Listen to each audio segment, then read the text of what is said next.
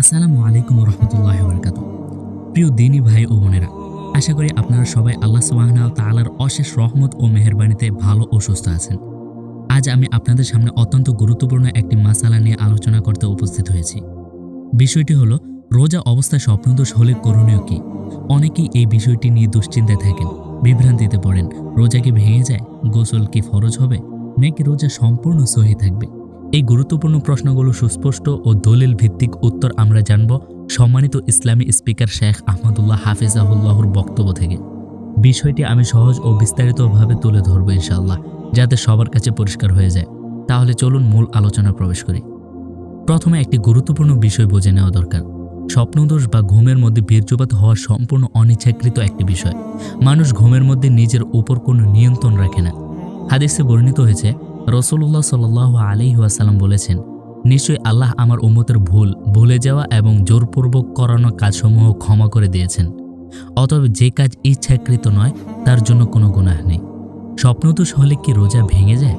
না, রোজা ভেঙে যায় না, কারণ এটি সম্পূর্ণ অনিচ্ছাকৃত। ঘুমন্ত অবস্থায় মানুষের কোনো নিয়ন্ত্রণ থাকে না। ফিকাহবিদদের সর্বসম্মত মত হলো, স্বপ্নদোষ হলে রোজা সহি থাকে।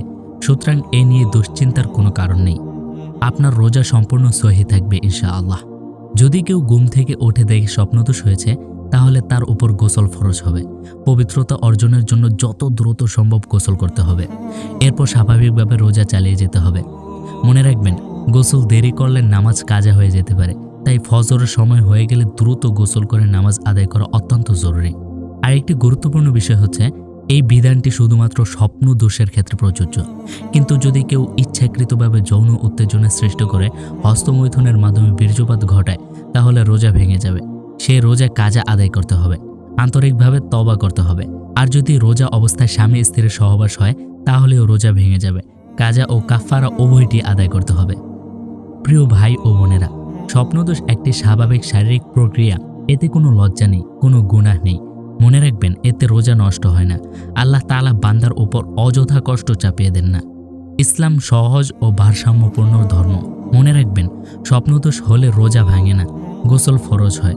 রোজা চালিয়ে যেতে হবে। ইচ্ছাকৃত কিছু করলে রোজা ভেঙে যাবে। যদি আপনার কোনো প্রশ্ন, মতামত অথবা এই মাসালা সম্পর্কে আরও কিছু জানার প্রয়োজন থাকে, তাহলে নির্দ্বিধায় কমেন্টে এখনই লিখে ফেলুন। আপনার একটি প্রশ্নই হতে পারে পরবর্তী আলোচনার বিষয়। ভিডিওটি উপকারী মনে হলে অবশ্যই শেয়ার করুন, যাতে অন্যরাও উপকৃত হতে পারেন। আল্লাহ তাআলা আমাদের সবাইকে সঠিক জ্ঞান অর্জন ও সে অনুযায়ী আমল করার তৌফিক দান করুন। পরবর্তী ভিডিওতে আবারও একতরফা কথা হবে। ততদিন ভালো থাকুন, সুস্থ থাকুন। আসসালামু আলাইকুম ওয়া রাহমাতুল্লাহ।